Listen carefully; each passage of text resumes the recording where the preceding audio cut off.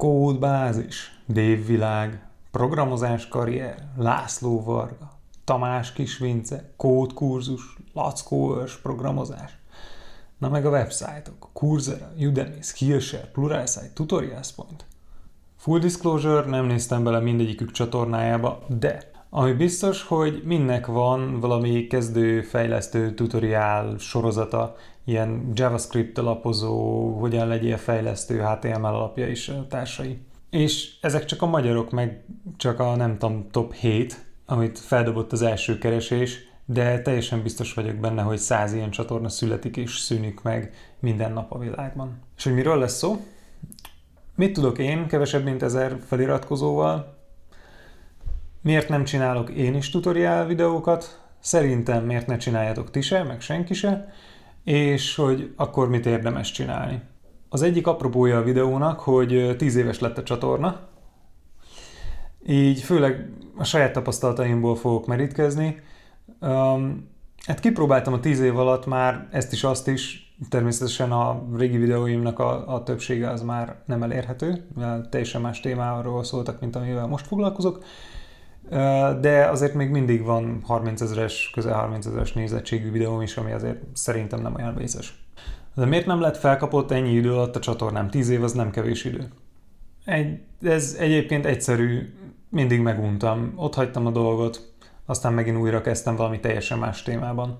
Most legutóbb 2 éve készítek ilyen infotainment videókat, és hát örülök, hogyha sok ember megnézi, nyilván örülök, hogyha sokan megnézik, de nem az a célom, hogy ebből éljek, és így nem nagy baj, hogyha évi 500 feliratkozóm van, vagy annyi se.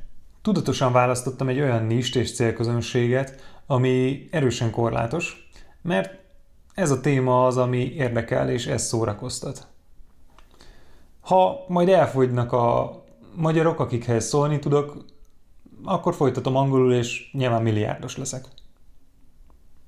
De hát még ez a szám is elképesztő, amúgy köszi mindenkinek, aki követ. Anyway, a lényeg, hogy ugyan nem vagyok túl kitartó, de már nagyon régen benne vagyok a content készítésben, és láttam már mindent is.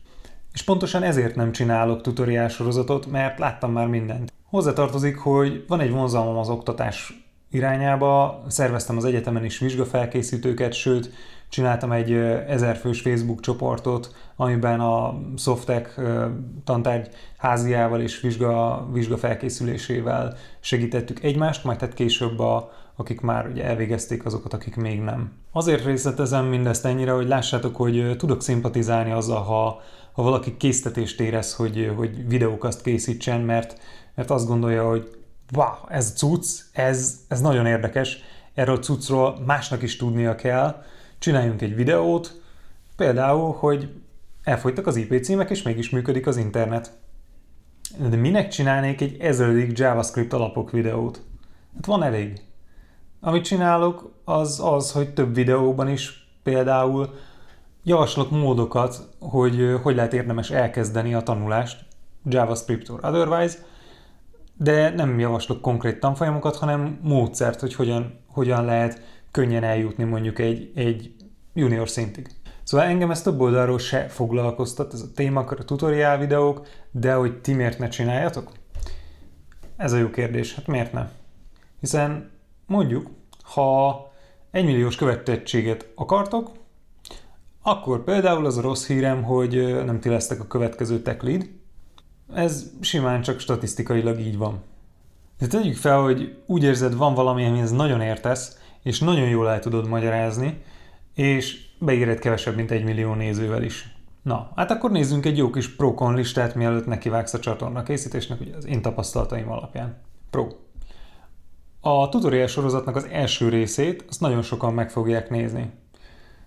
Nagyon rövid idő alatt is akár. Szintén pro. Lesz 1-2 ezer feliratkozód gyakorlatilag instant.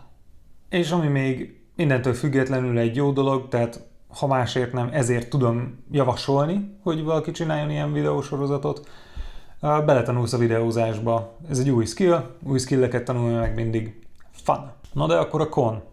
Hát a második résztől már a kutya nem fogja megnézni a videósorozataidat, ez elpazarolt energia.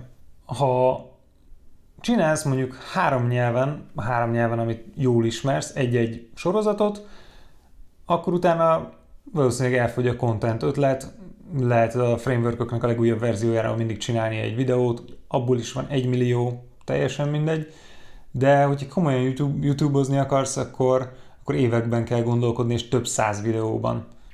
És hát ugye bele kell gondolni abba is, hogy aki feliratkozott rád, az azért tette, mert megnézte ugye a tutoriálodnak az első részét, és arra számít, hogy akkor te majd ilyen nyelvi érdekességeket mutatsz, vagy kezdő kontentet, amiből meg nagyon hamar ki lehet futni. Hát, hogyha nekiállsz az időjárásról beszélni, akkor nyilván le fognak iratkozni. Ahogy arra már utaltam is, alacsony a belépési küszöb, hát azért van 131.072 ilyen csatorna, mert bárki képes ilyet csinálni, aki már több mint 2 percet programoz. Ahol nagy a verseny, ott nehéz kitűnni, ugye pláne, hogyha nem írod a videó címébe, hogy ex-Google, ex-Facebook, ex-NASA software engineer. Szintén negatívum, hogy már pár száz nézőnél megjelennek az egyáltalán nem konstruktív kritikák. Fura a hajad, rossz a hang, mit magyarázol, hülye vagy te ehhez, és a társai. Meglepően kevés nézőből is van már egy-egy ilyen toxikus troll. Ezt el kell tudni engedni, és hát nem mindenkinek van erre lelki alkata. Na de, ha nem a következő tech lead akarsz lenni, ahogy én se, hanem csak ugye úgy érzitek, hogy tudtok valamit, amit másnak is tudnia kéne, ami egyszerűen elképesztően érdekes, vagy csak szeretnétek a tech space-ben egy YouTube csatornát, mert miért ne? Akkor a következőt ajánlom, hát én meg mondjuk egy ilyen 200 000 hogyan indíts YouTube csatornát, blogpost és videó. Keress egy nist, ami tényleg érdekel, és ami nem annyira beszűkítő. Ugye gondolj bele, évekig ezzel kell foglalkozz, hogyha tényleg YouTube-ozni akarsz.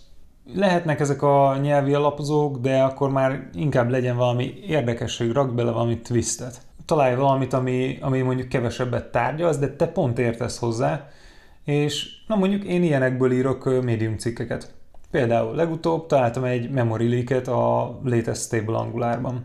Lehet, hogy majd egy-kettő ilyen érdekességből csinálok én is YouTube videót, de nekem meg pont ez nem annyira, ez a deep, in-depth tech videózás, ez nem annyira vág a nisembe, úgyhogy nem lenne ideális sok ilyen videó a csatornámhoz.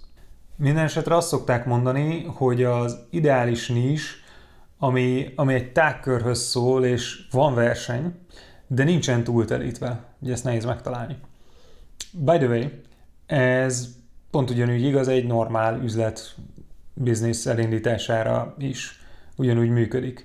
Itt egy olyan üzletet indítasz, amiben pénzt azt alig kell fektetni, tehát emiatt is szinte bárki csinálhatja, ugye alacsony a belépési küszöb, de pontosan ezért nagyon sok időbe és energiába kerül az, hogy kitűnj. Vagy feltalálsz egy új műfajt, ami sokakat érdekel, mint MrBeast mondjuk. Ez a másik opció. Ha pedig tényleg üzletként akarsz tekinteni a YouTube-ra, valójában pénzt akarsz látni belőle, akkor lehet, hogy érdemes azért először rákeresni, hogy manapság mennyit lehet keresni a YouTube-ozással, mert hát kiderülhet könnyen, hogy jobban tennéd, ha az új hobbid a villanyszerelés lenne. Például a kokáért az elmúlt 2 évben én egy huncut centet nem láttam a YouTube-ból, pedig több 10 000 nézőm volt összesen.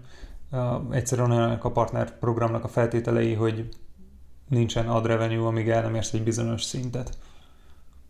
Régen egyébként ez teljesen máshogy volt, hogyha kiraktál reklámokat a videódra, akkor tök mindegy mekkora volt a csatorna, hogyha nézték a videódat, akkor kaptál pénzt, akkor kerestem vele akár $10 is, de hát így sose ez volt a cél. Szeretném még külön megköszönni is, hogy nem jött interjú alanynak ebbe a videóba, és hát találkozunk a következő videóban. Sziasztok!